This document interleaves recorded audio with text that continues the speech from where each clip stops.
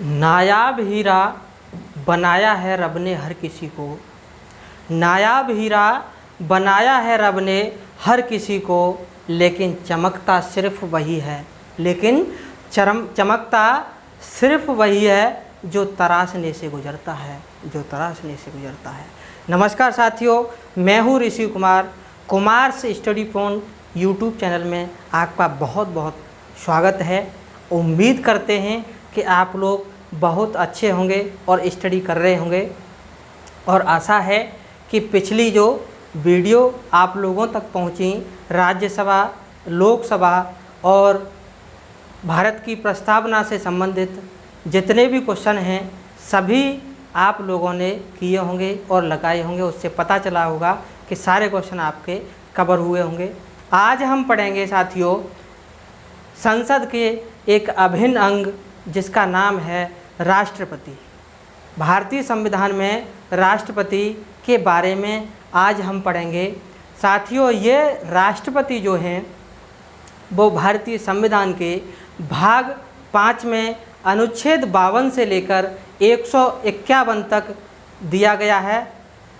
भारतीय जितना संघ के बारे में है, संघ जो है भारतीय संविधान में भाग 5 में संघ के बारे में अनुच्छेद 52 से लेकर के 151 तक दिया गया है, और राष्ट्रपति के बारे में जो है वो अनुच्छेद 52 से लेकर 62 तक, 52 से लेकर 62 तक दिया गया है। साथियों, संसद का एक अभिन्न अंग है। संसद का जो गठन है वो भारतीय संविधान के अनुच्छेद 79 से लेकर के अनुच्छेद 122 तक दिया गया है। अनुच्छेद 79 से लेकर 122 तक ये मैंने पिछली वीडियो में आप लोगों को बताया है। आज हम बात करते हैं पर्टिकुलर राष्ट्रपति के बारे में। राष्ट्रपति का चुनाव किस तरीके से होता है, राष्ट्रपति के चुनाव में कौन कौन भाग लेते हैं, राष्ट्रपति का भारत में कितना महत्व है, संघ का ये प्रमुख होता है, किस तरीके से होता है, वो सारी चीज़ें और सभी क्वेश्चनों को आज हम कवर करेंगे। दावा करता हूँ कि इससे संबंधित जो भी है, जितने भी छोटी से छोटी परीक्षा से लेकर के बड़ी से बड़ी परीक्षा तक आपके सारे क्वेश्चन कवर हो जाएंगे, यहाँ तक मेंस के भी। आइए साथियों पढ़ते हैं।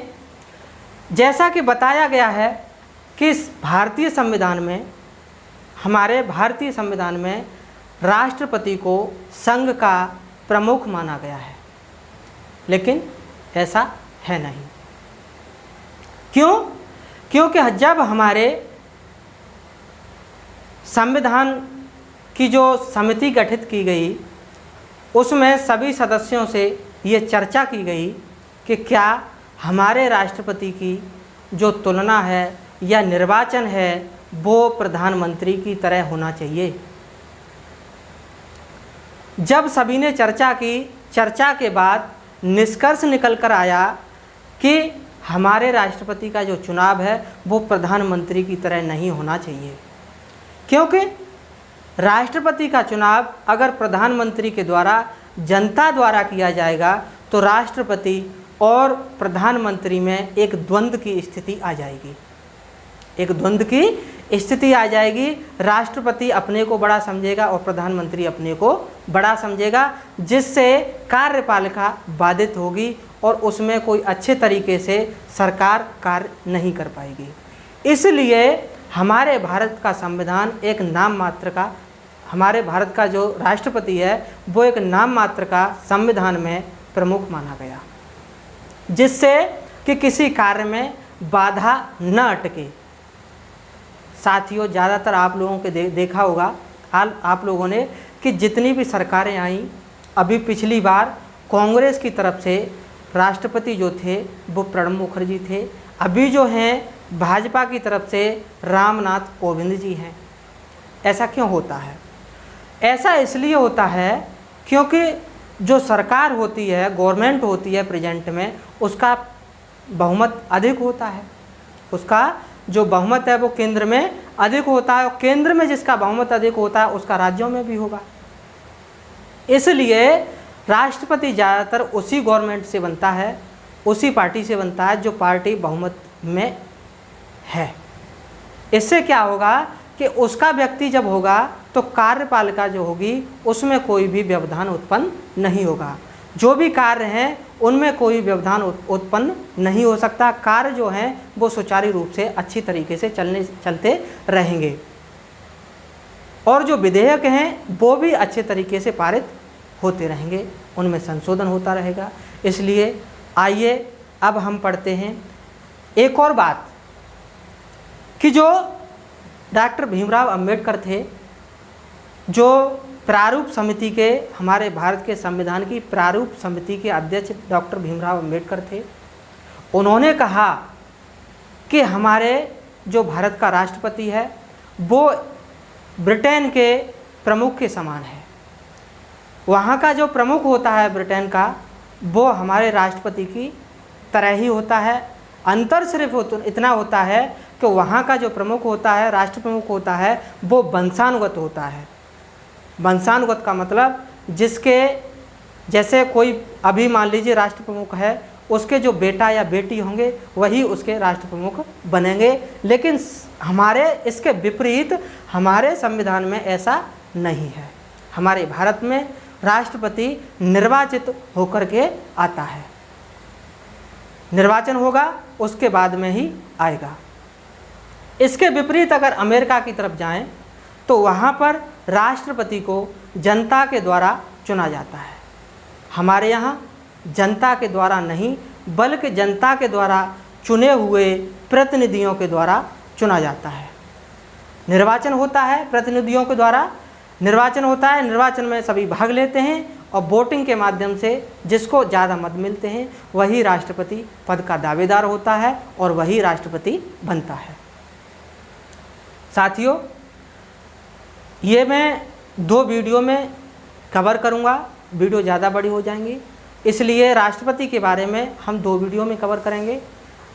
अभी देखते हैं और 56-57 अनुच्छेद तक हम इस वीडियो में कवर करेंगे। आगे की जो अनुच्छेद हैं वो आगे की वीडियो में कवर करेंगे। आइए साथियों देखते हैं राष्ट्रपति के बारे में हमारे संविधान में क्या क्या नियम बना दिए गए। अनुच्छेद 52, अनुच्छेद 52 में क्या लिख दिया कि भारत का एक राष्ट्रपति होगा। भारत का एक राष्ट्रपति होगा। इससे तात्पर्य है साथियों, होगा का अंग्रेजी वर्जन करें तो इसका मतलब शैल बी होता है। साथियों, शैल बी से मतलब है कि हमारे भारत का जो राष्ट्रपति है वो हमेशा पद पर बना रहेगा। इसका पद रिक्त नहीं होगा। हमारे जो संविधान के समिति के अध्यक्ष थे और संविधान के सदस्य थे, उन लोगों ने ये स्पष्ट रूप से उसमें लिख दिया कि भारत का जो राष्ट्रपति है वो हमेशा अपने पद पर बना रहेगा। उसका पद हम कभी भी रिक्त नहीं कर सकते क्योंकि वह संघ का प्रमुख है, वो राष्ट्र का प्रमुख है एक तौर से। आगे हम अनुच्छेद 52 पढ़ेंगे।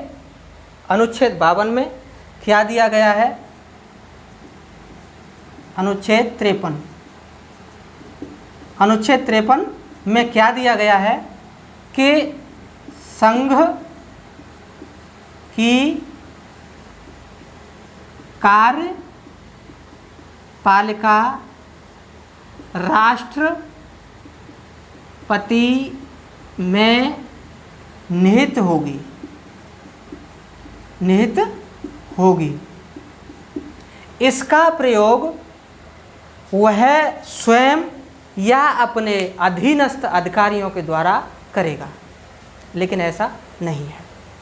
है क्या साथियों? है ये कि संघ की जो कार्यपालिका शक्ति है उसका प्रयोग वास्तविक रूप से आर्टिकल 53(1) के द्वारा मंत्री परिषद करती है, मंत्री परिषद करती है।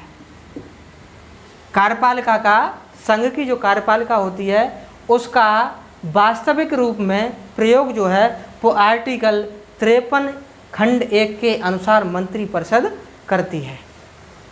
लेकिन बता दिया गया कि राष्ट्रपति में निहित होगी, लेकिन ऐसा कुछ है नहीं। आइए साथियों, अब पढ़ते हैं अनुच्छेद 54 के बारे में। अनुच्छेद 54। अनुच्छेद 54 में क्या कर दिया गया कि निर्वाचक मंडल या गण के बारे में लिख दिया गया। राष्ट्रपति के निर्वाचक गण में कौन कौन होंगे, कौन भाग लेंगे, इसके संबंध में बता दिया गया, जिसमें नंबर 1 पर लोकसभा, 2 राज्यसभा, 3 राज्यों की विधान सभाओं के निर्वाचित सदस्य। चौथे नंबर पर कर दिया गया लोकसभा और राज्यसभा में भी जो निर्वाचित सदस्य होते हैं, साथियों ध्यान रखना, जो निर्वाचित सदस्य होते हैं वही भाग लेते हैं। राज्यों की जो विधानसभाओं के निर्वाचित सदस्य हैं वही भाग लेते हैं। इनमें से कोई भी मनोनीत सदस्य भाग नहीं लेता है। चौथे नंबर पर क्या है, 70वां संविधान संशोधन 1992 के तहत 1992 के तहत दिल्ली एवं पुडुचेरी, साथियों आप लोगों को पता होगा दिल्ली और पुडुचेरी जो केंद्र शासित प्रदेश हैं, इनकी जो विधानसभाओं के सदस्य हैं, विधानसभाओं के जो निर्वाचित सदस्य हैं, वह भी राष्ट्रपति के चुनाव में भाग लेंगे। कब से कर दिया गया? ये 70वां संविधान संशोधन 1992 के तहत कर दिया गया। उनको ये अधिकार दे दिया गया कि दिल्ली और पुडुचेरी के जो भी विधानसभाओं के निर्वाचित सदस्य हैं वो राष्ट्रपति के निर्वाचन में भाग लेंगे। कौन कौन लेंगे?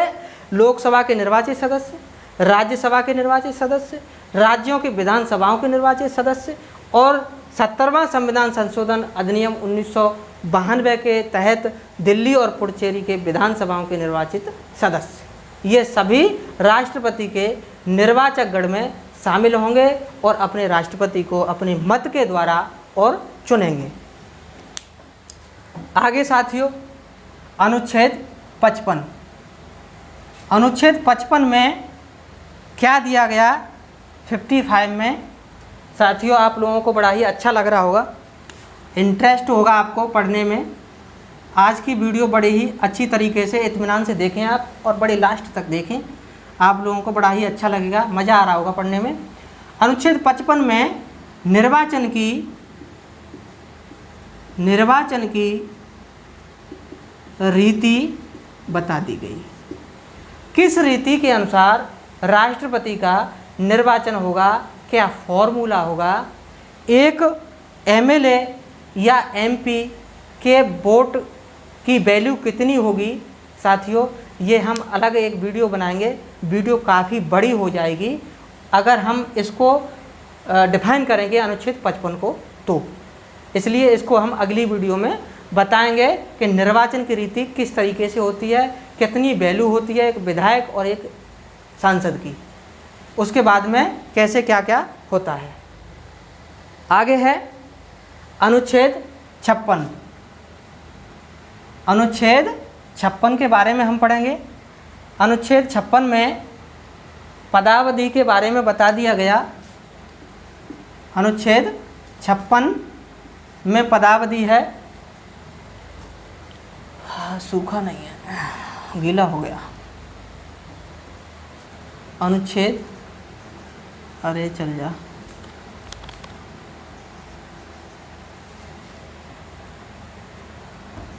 अनुच्छेद 56, अरे लिखा ही नहीं दे रहा है लिखने। अनुच्छेद 56 के बारे में हम पढ़ेंगे। अनुच्छेद 56 में राष्ट्रपति की पदावधि के बारे में लिख दिया गया। राष्ट्रपति की पद की अवधि कितनी होगी?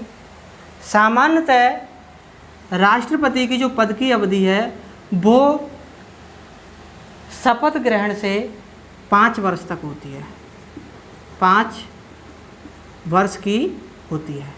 इसके विपरीत अगर हम अमेरिका की बात करें तो 6 वर्ष की वहाँ पे होती है साथियों। और हमारे जो भारत के संविधान में है वो राष्ट्रपति की पदावधि सामान्यतः 5 वर्ष की होती है। यदि किसी भी माध्यम से राष्ट्रपति को त्याग पत्र के द्वारा हटना पड़ता है, आकस्मिक मृत्यु हो जाती है, महाभियोग लगाया जाता है या कोई भी कैसी भी समस्या अटक जाती है, तो उसके स्थान पर आमतौर पर और एक जो राष्ट्रपति की जगह पर है वह कार्यवाहक राष्ट्रपति बिठाया जाता है। वही राष्ट्रपति के कार्यों को संपादित करता है। सारे कार्य जो हैं वो राष्ट्रपति के, जो कार्यवाहक राष्ट्रपति है वो करता है। सामान्यतः कितनी होती है राष्ट्रपति की पदावधि? 5 वर्ष की होती है। आगे साथियों अनुच्छेद है अनुच्छेद 57 में है साथियों पुनर्निर्वाचन की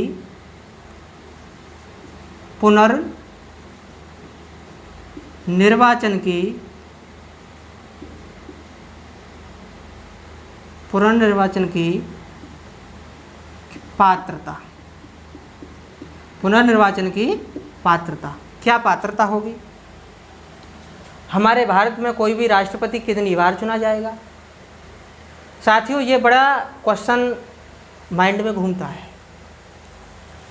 सामान्यतः राष्ट्रपति के बारे में हमारे संविधान में ऐसा कोई प्रावधान नहीं है कि कोई भी राष्ट्रपति कितनी बार चुना जा सकता है। ऐसा कुछ भी नहीं लिखा हुआ है। कोई भी राष्ट्रपति कितनी भी बार चुना जा सकता है पुनर्निर्वाचन के माध्यम से।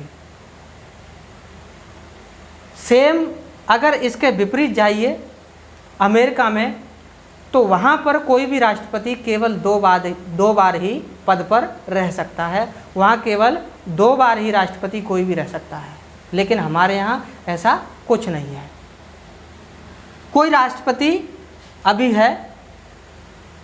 है राष्ट्रपति, इसके बाद अगर निर्वाचन के माध्यम से वो चुनकर आता है तो भी वह राष्ट्रपति रहेगा।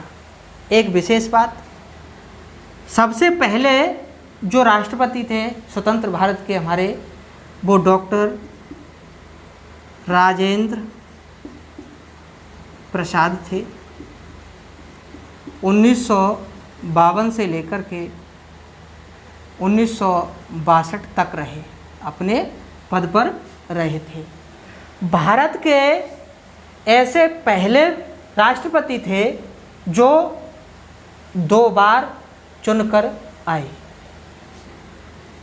ये पहले ऐसे राष्ट्रपति थे जो 2 बार राष्ट्रपति बने थे।